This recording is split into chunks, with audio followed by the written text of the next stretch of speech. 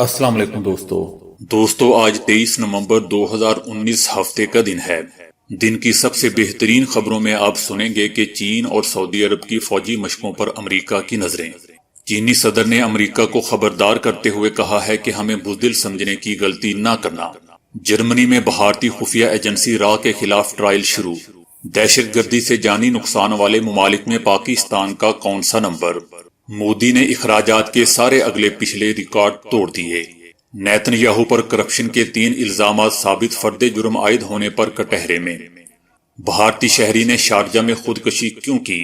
معذرت کے ساتھ نواز شریف صاحب کے پلیٹلیٹس پرائیویٹ ہو گئے۔ الطاف حسین نے مقبوضہ کشمیر کی خود مختار حیثیت ختم کرنے اور کرفیو نافذ کرنے کی حمایت کر دی۔ عمران خان نے کہا ہے کہ کرسی بچانے نہیں بلکہ تبدیلی لانے آیا ہوں۔ تو آئیے دوستو چلتے ہیں اب خبروں کی ڈیٹیل کی طرف، لیکن اس سے پہلے اگر ہو سکے تو میرے اس چینل کو لائک، شیئر اور سبسکرائب ضرور کیجیے گا، اور اگر آپ چاہتے ہیں کہ میری ہر نئی آنے والی ویڈیو کا آپ کو بر وقت پتہ چل جائے تو بیل آئیکن کا بٹن دبانا نہ بھولیے گا۔ شکریہ دوستو۔ سعودی عرب اور چین کی مشترکہ بحری فوجی مشقیں شروع ہو گئی ہیں۔ دوسری طرف امریکہ نے ان مشقوں پر گہری نظر رکھی ہوئی ہے۔ ان مشقوں کا مقصد چین اور سعودیہ کے درمیان دفاعی تعلقات کو مزید مستحکم کرنا اور مستقبل میں دفاعی ساز و سامان کی خریداری میں اضافہ کرنا ہے۔ دونوں ملکوں کے درمیان یہ اپنی نوعیت کی پہلی دفاعی مشقیں ہیں جنہیں بلو کمان 2019 کا نام دیا گیا ہے۔ دوستو ادھر چینی صدر نے کہا ہے کہ امریکہ سے تجارتی معاہدوں کی خواہش رکھتے ہیں، لیکن اس خواہش کو بزدلی نہ سمجھا جائے۔ اس کا مطلب یہ نہیں کہ چین امریکہ سے خوف زدہ ہے۔ جنگی صورتحال برقرار رہی تو جوابی اقدامات بھی کریں گے۔ ٹرمپ نے اپنے دور صدارت کے آغاز سے ہی چین کی درآمدی مصنوعات پر اضافی ٹیکس عائد کر دیے تھے۔ تب سے دونوں ممالک ایک دوسرے پر ٹیکس کی گولہ باری میں مصروف ہیں۔ دوستو ادھر جرمنی میں بھارتی خفیہ ایجنسی را کے لیے سکھ اور کشمیری برادریوں کی جاسوسی کرنے والے بھارتی جوڑے کے خلاف ٹرائل شروع ہو گیا ہے۔ اگر مبینہ بھارتی جاسوس جوڑے پر جرم ثابت ہوا تو انہیں 10 برس تک قید کی سزا ہو سکتی ہے۔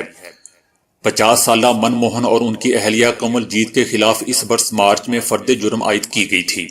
من موہن نے سکھ برادری، کشمیری موومنٹ اور اس کے رشتہ داروں کے بارے میں بھارتی خفیہ ایجنسی راہ کے ایک ملازم کو معلومات فراہم کرنے کی کوشش کی تھی۔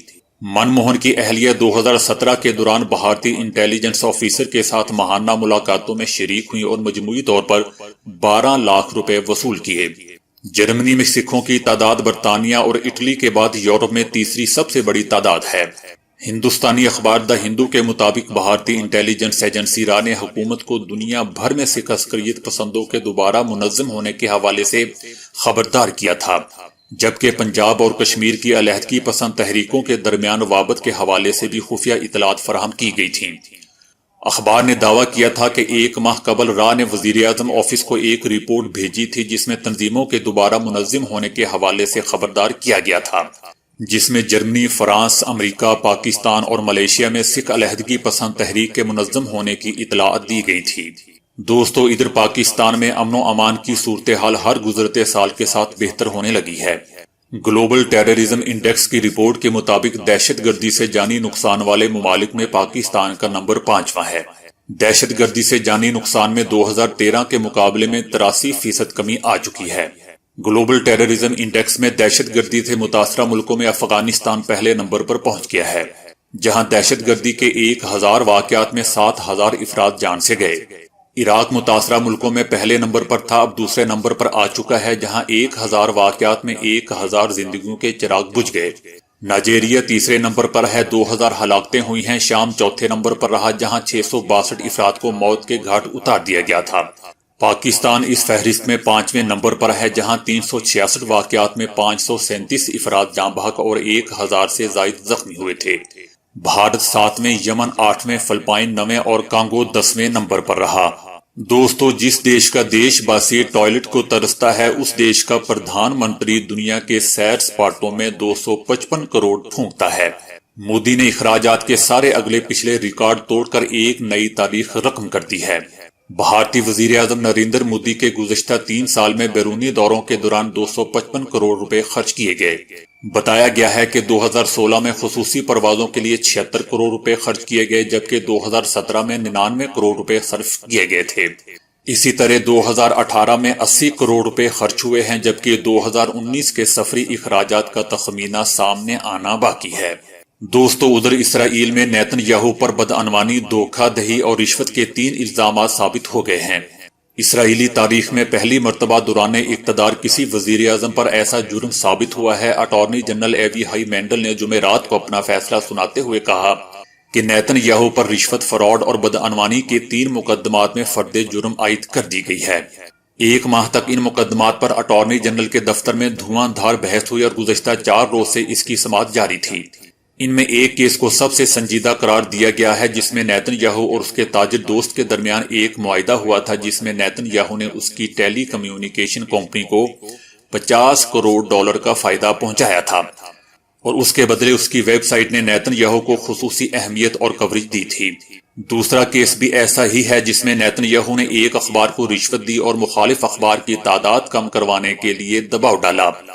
دوسری جانب نیتن یاہو نے تمام مقدمات کی صحت سے انکار کرتے ہوئے مستعفی ہونے سے انکار کر دیا ہے، لیکن تجزیہ کاروں کے مطابق اس فیصلے سے اگلے سال اپریل اور ستمبر میں ہونے والے عام انتخابات میں انہیں شدید دھچکا پہنچے گا۔ تیسرے مقدمے میں انہوں نے ہالی ووڈ کے یہودی فلم ساز آرنن ملکان اور ایک اور دولت مند شخص جیمز پیکر سے تحائف لیے، جن میں اعلیٰ شراب، سگار اور دیگر اشیاء شامل ہیں، جبکہ ان کے اہل خانہ نے بھی ان دونوں افراد سے تحائف بٹورے تھے۔ دوستو، متحدہ عرب امارات میں 40 سالہ بھارتی شخص نے خود کو اپنے ہی گھر کی چھت سے لٹکا لیا، جس کے باوجود بھی وہ کئی گھنٹے تک زندہ رہا۔